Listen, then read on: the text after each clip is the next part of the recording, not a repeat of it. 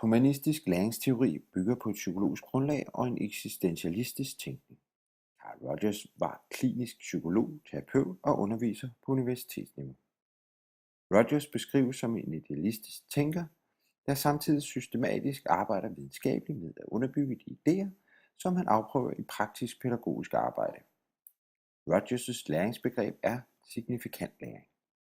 Læring, der giver mening og er relevant for den lærende.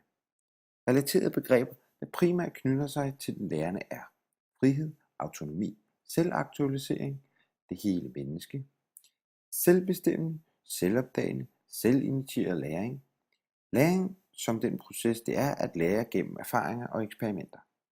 De begreber, der knytter sig til underviseren og facilitatoren, omhandler den personlige relation mellem den lærende og facilitatoren.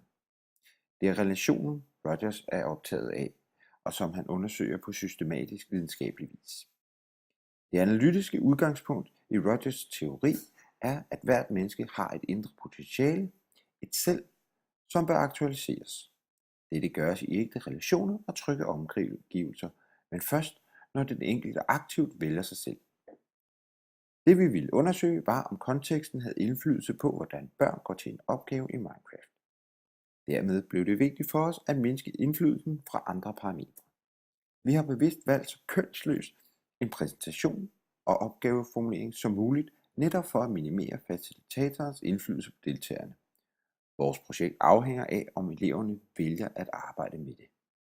Da forløbet tager udgangspunkt i en aktivitet, eleverne/børnene kender fra deres fritid, er der stor sandsynlighed for, at de er personligt engageret i aktiviteten, og hvis selve spillet giver mening for dem, må vi gå ud fra, at denne aktivitet også gør.